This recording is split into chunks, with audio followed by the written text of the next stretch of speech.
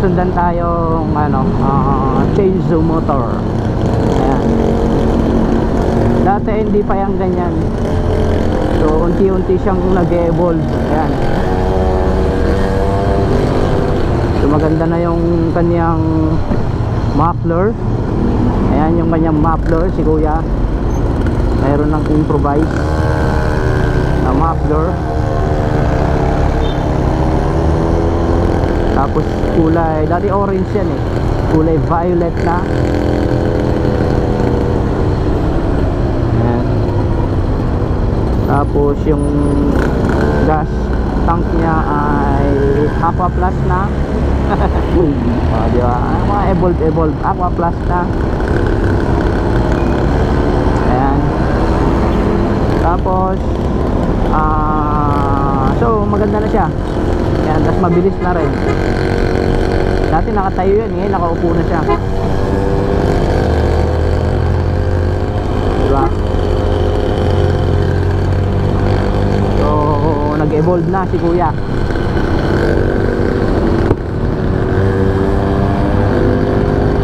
Ayan. May minor na rin siya pala, may minor na. Dati nakingay niyan eh, para kang nialagari yung kalsada talaga eh. Ayan. Tapos ang helmet ni kuya ay nutshell. Ayan. Yung parang pero ngayon naka full face na siya. Ayun, mga ganyan nakikita natin mga pagbabago, di ba? Siguro susunod dyan may na yan, may flarings. Ayan. Single shock pa yan dati eh. Ngayon double shock na siya. Talagang ginawa na siya ng chassis. Diba? Improvise. So yun.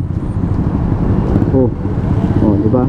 Tapos ang gulong niya medyo malapad-lapad na kasi dati talaga yung talagang ordinaryong lang gulong, yung parang ang laman ay foam, ngayon hangin na. Yeah.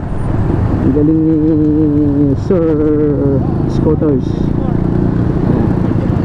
Siguro may mga may GC. Diba? Maganda yung mga pagbabago sa kanyang kasi ginagastusan din yan eh.